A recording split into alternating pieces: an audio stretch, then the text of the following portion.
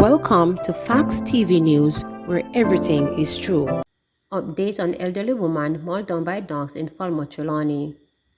An elderly woman is suspected to have been mauled by dogs in Falmouth, Trelawney yesterday morning. She has been identified as 73-year-old Kathleen Drum of Falmouth. Head of the Trelawney Police Division, Deputy Superintendent Winston Milton, told reporters that her body was discovered at about 6:30 a.m. The Falmouth police responded to the reports of bodies seen on the roadway at Vanzalan. On arrival there, they saw the bloody body of Miss Kathleen Trump. She's 73 years old, lying on the roadway. An inspection of her body, it was observed that she had multiple wounds all over. So far, we are theorizing that Miss Trump was attacked and mauled by dogs. However, we are conducting investigation in the matter. The body has been removed. Was pronounced dead on arrival at the Falmouth General. It has been removed to a contracted funeral home awaiting post-mortem examination. Warning to residents: if you have dogs on your premises, it's important that you have the dogs kept in an enclosed area where they will not be let loose on the public thoroughfare so as to cause injury to other persons. To do so is a breach of a town and community law. Teacher migration a potential threat to the education system, says Prime Minister. Prime Minister Andrew Holness says the government views the migration of teachers as a potential threat to the country's education system. He stressed that many other countries strategically target countries like Jamaica with a well-developed system of training teachers. Whilst there is very little that the government can do to prevent the exercise of someone's free will to take up an opportunity and an advantage that they would gain, the government of Jamaica still views these developments as a potential threat, a potential challenge to our ability to deliver quality education to our children, because oftentimes the teachers who are recruited are our best teachers, and oftentimes the teachers in the most critical subject areas that are recruited. It says how well our system operates. And maybe, whilst we view it as a threat, maybe we need to look at it in a systematic and strategic way to say to those persons who want to take our teachers, pay us to train teachers for you. And who knows, maybe there are some economic opportunities there that should be pursued. It may become necessary and it may actually prove advantageous to have relocation from some schools that are underpopulated to schools that need the teacher effort. Now, you have to be sure that you're matching the required teacher that you need coming from an underpopulated school. But those logistics can be worked out in the Ministry of Education. So it is a challenge. It is a problem. As we look at the problem, all of these possible solutions are going to be pursued. I reviewed it myself, and I'm quite satisfied with the number of guidelines and suggestions and strategies that they have put in place. Strategies such as the approval for the hiring of retired teachers. I'm particularly happy to see the ministry recommending that the use of ICT and communication technologies be pursued in an enhanced and intensive way. ITA Director urging companies to check driving history before hiring.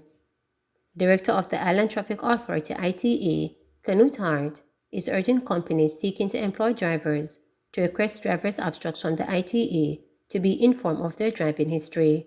Driving abstracts include information such as when the driver's license was first issued, the number of tickets, suspensions, and revocations for any traffic violations. Hart says too many employed drivers are operating company vehicles recklessly, leading not only to vehicular damage but injuries and fatalities. They drive these vehicles reckless, mash up the company vehicles that cause exorbitant repair costs to these vehicles. Now, I would like to encourage all companies that have drivers and have vehicle fleets where you have assigned drivers to these fleets. Island Traffic Authority can help you to know what type of driver you have. Tell your drivers to get the driving abstract and bring come to you. You need to be informed of the quality of drivers you have. Also, for persons who give people their motor vehicle to drive, when you are interviewing drivers, you see, what you need to do, tell the drivers to carry their driving abstract. Tell them to carry it come before you give them your vehicle to drive. Because they may have 1,000 outstanding ticket and police could be looking for them to issue the warrant. Warrant may have been executed for them. So you need to know that, all right? Consumers to see an increase in their electricity bills. Consumers are to see an increase in their electricity bills. This was revealed by the Office of Utilities Regulation OR, which completed its assessment of the 2022 annual review and extraordinary rate review application submitted by the Jamaica Public Service Company JPS. The OR in a statement explained that its decision will result in an average increase of approximately 0.7% for consumers. It noted that based on its analysis, JPS proposed adjustment to the rates would have an average overall impact of 2%. The average increase in the overall rates varied from 0.4% for the very large commercial and industrial consumers to 1.2% of the large commercial and industrial customers. The OR said it approved a revenue target of 48.126 billion for 2022, down from 51.3 billion proposed by JPS. In its extraordinary rate review submission, JPS requested approval for an additional $22.5 million U.S. capital expenditure for 4 projects. One of the projects involves the life extension of 171.5 megawatts of the capacity of existing generation plants until 2016 to avoid widespread outages. The other 3 projects target stability and viability on the grid, particularly in the corporate area energy system and the northeast region of the island. The OR approved all these capital projects, however, they will not be captured in JPS revenue requirements until 2023. The utility regulator explained that JPS Annual Review Extraordinary Rate 2022 determination notice took place on August 22nd. NEPA says no evidence of another chemical spill at the Royal Corbry. The National Environment and Planning Agency NEPA says there is no evidence that there was another chemical spill from Backside Company Windalco into the Royal Corbry in St. Catherine. This after concern was raised of a possible pollution incident at a section of the river yesterday morning. NEPA says at approximately 8 a.m., it received a video report that was being widely circulated of the alleged pollution incident along the Royal Corbry close to Linstead in St. Catherine. The agency says its pollution response team was immediately mobilized and assigned to investigate the report. The response team investigations and assessments spanned far as north as the Pleasant Farm to Binton Loss Era and as far as south of Damhead. Based on the findings of the investigations, NEPA says there is no evidence of a pollution incident or any negative impact on the water body of the Royal Corbry. The agency says the response team identified the area where the video was allegedly recorded, and while the area displays signs of impact, this is attributed to washdown of residue from contaminated gullies from a previous spill pollution incident. Prime Minister Holness says interest rate policy at NHD grounded in solid economics. Prime Minister Andrew Holness says the policy of the National Housing Trust NHD to make income the sole determinant of interest rate subsidies on loans is well grounded in solid economics. There will be more said. We're targeting households who cannot qualify for a mortgage. So if you're thinking about equity, so everybody's talking about, oh, we're changing the NHD and so let me ask you a question. What about those people who can't get a benefit from the NHD? How are they treated in the overall context? This is how they are treated. You have to make the NHD more efficient in its expenditure and use of funds so that it can deal with the market where people can get a mortgage. But at the same time, as we are taking funds from the NHD, I've just said the NHD is contributing to this project, but we can't be taking from the NHD and the NHD is not efficient in the use of its funds because that will impair the NHD. We are making them specific and targeted to beneficiaries who we have identified, and we are making sure that people who have more income don't get more subsidy because that is unfair.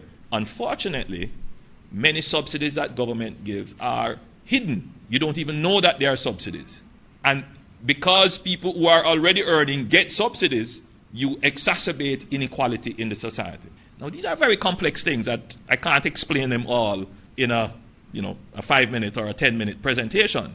But I've just explained to you the principle behind why the NHT has decided to make its benefits income contingent. In spite of the nonsense you see circulating on social media, it is well grounded in good, solid economics that will ensure that the poor gets the benefit. 44 new COVID-19 cases, 2 deaths reported. The Ministry of Health and Wellness reported 44 new COVID-19 cases and 2 deaths on Monday, August 22nd, bringing the infection total to 148,966. The new cases comprised 27 females and 17 males, with ages ranging from 1 year to 92 years. The cases were recorded in St. James 17, Kingston and St. Andrew 14, Westmoreland 4, Trelawney 4, St. Catherine 2, Clarendon 2, and Manchester 1. 2 deaths were recorded for the period. These include a 62-year-old male from St. Mary and a 78-year-old female from St. Mary. There were 108 recoveries in the last 24 hours, bringing the total to 95,883. Currently, 118 people are hospitalized, 21 of whom are moderately ill, 6 severely ill, and 1 in critical condition. Jamaica's positivity rate for the latest round of testing is 16.5%.